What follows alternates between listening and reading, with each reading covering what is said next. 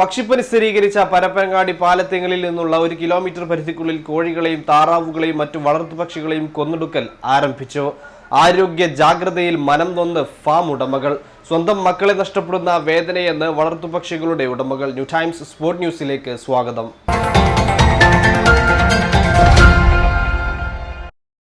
ഇന്ന് രാവിലെ 6 മണിയോടെ തന്നെ പക്ഷിപ്പനി സ്ഥിരീകരിച്ച പരപ്പനങ്ങാടി പാലത്തിങ്ങളിൽ നിന്നുള്ള 1 കിലോമീറ്റർ പരിധിക്കുള്ളിൽ കോഴികളെയും താറാവുകളെയും മറ്റ് വളർത്തുപക്ഷികളെയും കൊന്നൊടുക്കൽ ആരംഭിച്ചു. റാപ്പിഡ് റെസ്പോൺസ് ടീം അംഗങ്ങളായ വെറ്ററിനറി സർജൻമാർ, ലൈഫ് സ്റ്റോക്ക് ഇൻസ്പെക്ടർമാർ, അറ്റൻഡർമാർ എന്നിവരടങ്ങുന്ന സംഘത്തിന്റെ നേതൃത്വത്തിലാണ് പ്രവർത്തനം തുടരുന്നത്.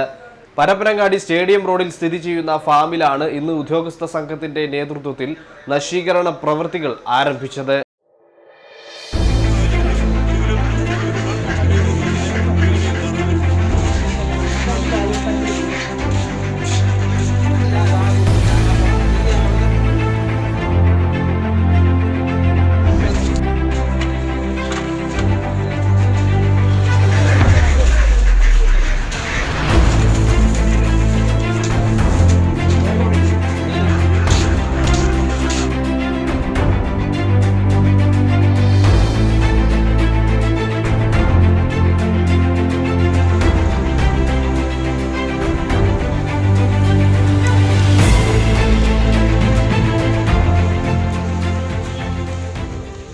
സ്വന്തം മക്കളെ തീറ്റിപ്പോറ്റുന്ന പോലെയാണ് ഫാം ഉടമകൾ ഇവയെ വളർത്തിയെടുത്തത്.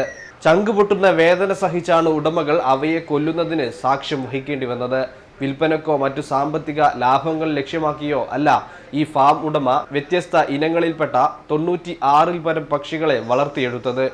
ഓരോ ദിവസവും ഈ വളർത്തുപക്ഷികളുടെ വിളികളും കുറുമ്പുകളും കണ്ട് ആരംഭിക്കുമ്പോൾ മനസ്സിന് വല്ലാത്തൊരു കുളിർമയായിരുന്നു.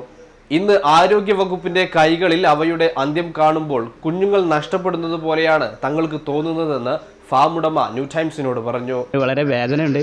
നമ്മൾ അലങ്കാരമായിട്ടും നല്ല ഒരു കാണും സംതൃപ്തമായിട്ടുള്ള ഒരു വളർത്തുന്ന മൃഗമാണ്. നമ്മളെ കുഞ്ഞുങ്ങൾ നഷ്ടപ്പെടുന്ന പോലെ നമുക്ക് അനുഭവപ്പെടുന്നുണ്ട്. 96 എല്ലാ ഐറ്റങ്ങളും 96 ഉണ്ട്. ഗിനി, താറാവ്, കോഴി, പിന്നെ ടർക്കി, അരയണം, പിന്നെ ഡക്ക്, ഇങ്ങനത്തെ ഐറ്റംസ്. ഉദ്യോഗസ്ഥ സംഘം നിലവിൽ സ്വീകരിച്ച നടപടികളും വരും ദിവസങ്ങളിൽ സ്വീകരിക്കാൻ നിശ്ചയിച്ച നടപടിക്രമങ്ങളും കൊന്നൊടുക്കിയ പക്ഷികളെ സംസ്കരിക്കുന്ന മാർഗങ്ങളും ഇവയൊക്കെയാണ്.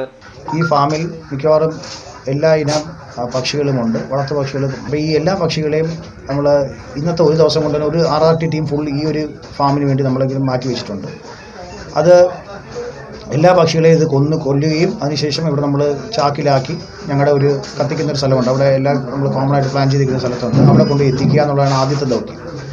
പോരാഞ്ഞിട്ട് നമ്മുടെ ഇവിടെയുള്ള ഈ പക്ഷികളെ നശിപ്പിക്കുന്നതുകൊണ്ട് കൂടി തന്നെ ഇവിടെ ഉണ്ടാകുന്ന മുട്ട, പിന്നെ തീറ്റ, പിന്നെ ഇതിൻ്റെ ലിറ്റർ മെറ്റീരിയൽ എന്ന് പറയും, ഭൂമിപ്പൊടി, അറക്കപ്പൊടി, ഇങ്ങനെ ഓരോ ലിറ്ററുണ്ട്. ഈ സാധനങ്ങൾ മുഴുവൻ വാരി എടുത്ത് അതും കത്തിച്ച് കളയേണ്ടതാണ്. പോരാഞ്ഞിട്ട് ഇവിടെയുള്ള നമ്മുടെ ഫീഡും വാട്ടറും കൊടുക്കുന്ന, അതായത് ഫീഡർ വാട്ടർ എന്ന് പറയുന്ന കുറച്ച് പ്ലാസ്റ്റിക് ഉപകരണങ്ങളുണ്ട്. ഈ സാധനങ്ങൾ നമ്മൾ അണുനശീകരണം നടത്തിയതിന് ശേഷം മാത്രമേ ഇത് ഉപയോഗിക്കാൻ പാടുള്ളൂ. ഇത്രയും ഉറപ്പ് വരുത്തിയതിന് ശേഷം മാത്രമേ നമ്മുടെ RRTയിൽ ഈ ഫാമിൽ നമ്മൾ പോവുകയുള്ളൂ.